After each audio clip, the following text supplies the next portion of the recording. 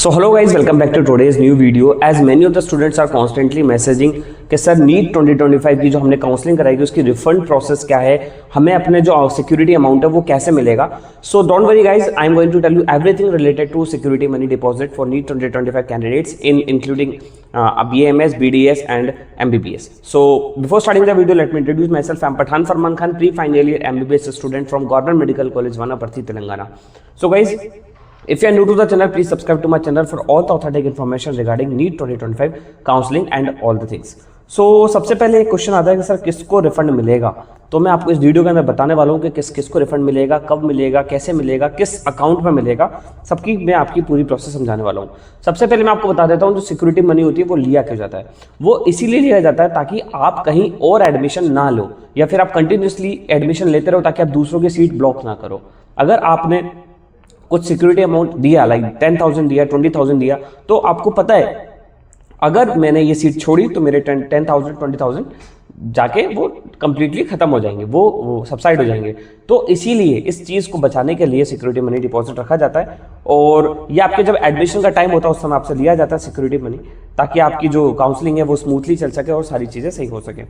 तो मैं आपको बता दूं, लाइक प्राइवेट जो डीम्ड होता है उसके अंदर 2 लाख होती है, MCC काउंसलिंग के अंदर, BDS के अंदर 1 लाख होती है सिक्योरिटी मनी, आयुष के अंदर 50,000 होती है डीम्ड के अंदर, और 20,000 होती है आपकी गवर्नमेंट्स के अंदर. ये उसके डीम्ड की फीस होती है, प्राइवेट की फीस होती है.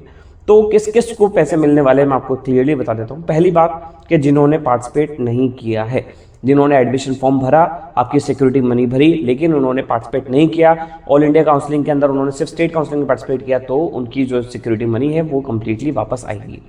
दूसरा, जो स्टूडेंट जिनको कोई कॉलेज अलॉट नहीं हुआ, लाइक किसी स्टूडेंट की रैंक थी 28,000 लेकिन उसको लास्ट राउंड तक भी कॉलेज नहीं मिला, ओबीसी जस्ट सपोज, तो 28,000 तक उसको कोई कॉलेज नहीं मिला बिकॉज 27,800 समथिंग तक क्लोज हो गया.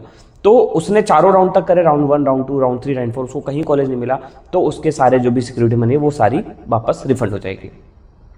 तीसरी चीज है free exit in round 1. Round 1 एक फ्री एग्जिट होता है, उसके अंदर अगर आप सीट छोड़ भी दो, आप उसको वैकेंट कर दो, तो आपकी जो सिक्योरिटी मनी है उस पर कोई इफेक्ट नहीं आता है और वो आपको एज इट इज वापस कर दी जाती है.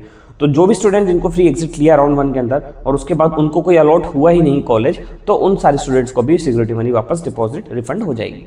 इसके बाद चौथा है कि फ्री एग्जिट इन राउंड 1, उन्होंने फ्री एग्जिट लिया लेकिन उसके बाद उन्होंने पार्टिसिपेट नहीं किया.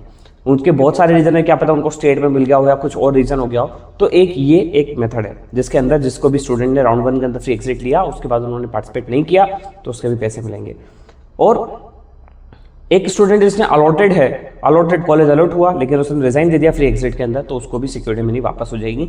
और छठा है कि भाई जिस स्टूडेंट्स को कॉलेज मिल गया, उन्होंने ज्वाइन कर लिया, तो उनकी भी डिपॉजिट जो है वापस हो जाएंगे बिकॉज आपने सीट वैकेंट नहीं करी है, आपने सीट का कोई लॉस नहीं किया है. तो ये सारे 6 मेथड्स है जिसकी हिसाब से जो भी स्टूडेंट इस कैटेगरी के अंदर आएंगे उन सबकी जो है आपकी सिक्योरिटी मनी वापस रिफंड करती जाएगी. तो सिक्योरिटी मनी रिफंड के लिए क्या क्या करना होगा? देखो, आपको कुछ नहीं करना है, ना कोई फॉर्म फिलिंग करनी है, ना कुछ करना है.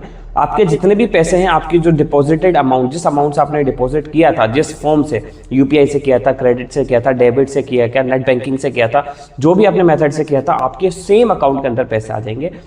इसका खास ख्याल रखना है. जो भी कैफ़े वाले स्टूडेंट्स जो कैफ़े से करवाते हैं, तो वो क्या करते हैं, कैफ़े वाले जो भैया होते हैं वो कहते हैं कि भाई हमारे पास तो पैसे नहीं आए, लेकिन उनके पास पैसे आ जाते हैं और वो देते नहीं है. तो ये चीज़ आप ध्यान रखना. आपके पास पूरी रिसिप्ट आएगी, जैसे ही MCC अपना जितना भी रिफंड प्रोसेस है वो सबके रोल नंबर के बाद अपना पूरा रिफंड स्टेटस लिखे कि भाई हमने कर दिया, तो आपको वो दिखाना है. क्योंकि मेरे साथ कई स्टूडेंट है, लास्ट ईयर भी उन्होंने बोला था कि सर हमारी रिफंड प्रोसेस हो चुकी है, रिफंड आ चुका है, लेकिन वो कैफे वाले नहीं दे रहे, बोल रहे हमारे पास नहीं आया. तो आपको वो रिसिप्ट दिखानी है कि हाँ आपका रिफंड रोल नंबर और या रिफंड स्टेटस कौन होता है, तो उससे आपको क्लियर हो जाएगा और आपके पास प्रूफ होगा कि देखो रिफंड आ गया, आपके पास रिफंड है और आप दो.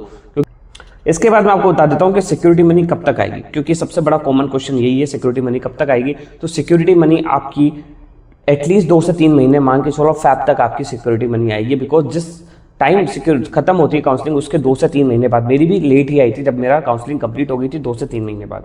तो अब लेके चलो 15 फैब तक आपकी सारी जितनी भी जो भी आपकी रिफंड प्रोसेस है वो सारी कंप्लीट हो जाएगी और आपको सारी चीज़ें दी जाएंगी. बिकॉज MCC फेजेस के अंदर आपकी रिफंड प्रोसेस कंप्लीट करता है, क्योंकि बहुत अमाउंट है, तो वो फेजेस के अंदर निकालता है. जनवरी, फरवरी, ऐसे हर 7 डेज के अंदर ऐसे करता है. तो और किस अकाउंट में मैंने आपको बता दिया कि जिस अकाउंट से आपने पेमेंट किया है उसी अकाउंट से वापस आपको रिफंड मिलेगा. सो कैफे वाले मैंने आपको बात क्लियर कर दी है। तो डोंट वरी गाइस, जितने भी स्टूडेंट है जो इस कैटेगरी में आ रहे हैं, छह कैंडिडेट्स हैं, 6 कंडीशंस, अगर उसके अंदर आप आते हो तो डेफिनेटली आपको रिफंड प्रोसेस होगी और आपको पैसे आपके वापस मिलेंगे। So I hope this video will definitely help you and thank you so much watching this video. If you like the video please subscribe. All the best.